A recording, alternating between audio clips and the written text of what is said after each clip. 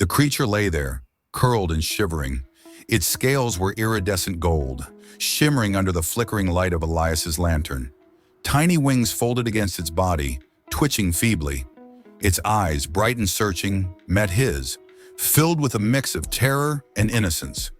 Elias stumbled backward, his pulse pounding in his ears. This was no ordinary animal. It looked like a dragon straight out of old stories his mother used to tell him as a child. The creature gave a pitiful whimper, its body trembling.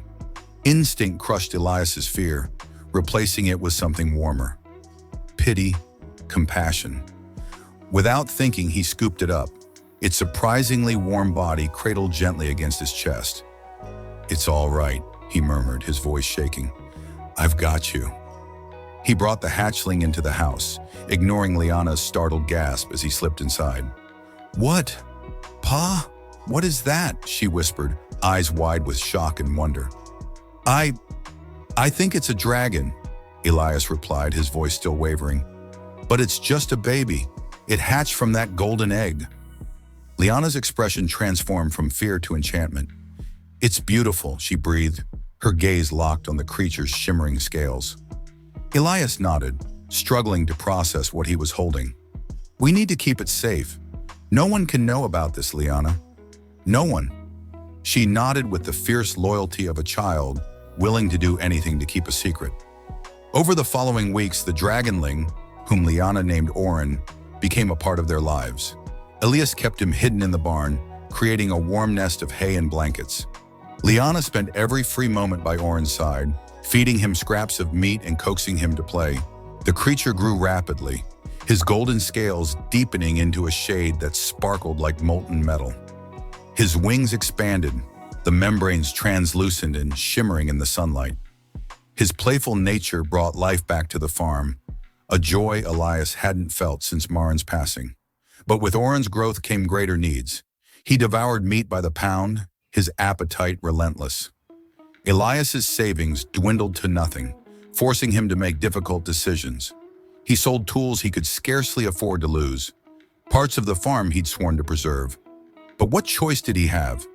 It was a cold morning when Elias realized just how dire their situation had become. He stood before the fireplace, holding the last of their coin in his hand. "Pa?" Liana's voice broke him from his thoughts. "Yes, sweetheart. I know you've been selling things we need." She glanced toward the barn, worry etched into her young face. Maybe we can't keep Oren." The thought hit him like a knife to the chest. Oren was family now, the creature who had breathed life into their cold, struggling world. But Liana's words held truth. They couldn't afford to keep him. "No," Elias said finally, his voice thick. "We'll find a way. There has to be a way." Days blurred into weeks. The farm continued to crumble around them, but Elias refused to give in. He scavenged, hunted, and worked his hands raw, all for the creature who had brought hope back into his life. One evening, as Elias trudged back from the village, his shoulders weighed down by failure, he saw something that froze him in his tracks. Oren was soaring above the fields, his wings spread wide, cutting through the air with effortless grace. The dragon's cries were not of pain or hunger, but of exhilaration, freedom. Liana stood at the edge of the barn, her face lit up with a joy Elias hadn't seen in years. "He's learning to fly," she whispered as Elias approached. "He's finally strong enough." Elias's chest tightened. Oren's strength was their miracle, but also their curse. The dragon was outgrowing their world. As the days passed, Oren's flights grew bolder, his time spent in the skies stretching longer and longer. And Elias knew the inevitable was drawing near. One night, as a storm raged outside, Elias sat with Liana by the fireplace, the heat barely enough to chase away the chill. Oren lay beside them, his golden form curled up like a dog at their feet. "Pa," Liana said softly, her gaze fixed on the dancing flames. "Oren's not meant to stay here forever, is he?" The words crushed him, though he'd known the truth for some time. "No, sweetheart, he's not." Tears filled her eyes, but she didn't protest. She only nodded and reached out to stroke Oren's head. The next morning, Elias rose before dawn.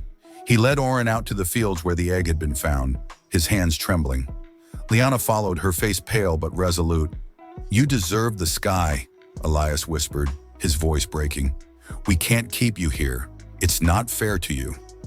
Oren looked at him with those molten gold eyes, understanding glowing within their depths. The dragon nudged Elias's shoulder, a low rumble echoing from his throat. A farewell. Liana sobbed openly, her arms wrapped around Oren's neck as she whispered her goodbyes. Elias placed a trembling hand on the dragon's back, his heart shattering even as he forced himself to smile. "Go on, Oren. Be free." The dragon took to the sky, his wings beating against the air with powerful strokes. He soared higher and higher, until he was little more than a golden streak against the endless blue. Days passed, then weeks. The emptiness left behind was like a wound that refused to heal. Elias and Liana returned to their routines, but the farm seemed colder, the nights lonelier. Until one morning, when Elias stepped outside to find something astonishing. A pile of glittering jewels and gold rested in the field where Oren's egg had once lain. Coins, gemstones, and treasures beyond Elias's wildest dreams. A gift, a thank you. Tears slid down Elias's face as he realized the truth. Oren hadn't forgotten them. With the newfound wealth, Elias rebuilt the farm, planting fresh crops and restoring the house to its former glory. But more than that, he cherished the memory of the creature they had loved and released. And on quiet evenings as the sun set over Willowbrook, Elias and Liana would look to the skies, their hearts soaring with the memory of golden wings. Like a video and subscribe to my channel, please. Thanks for watching.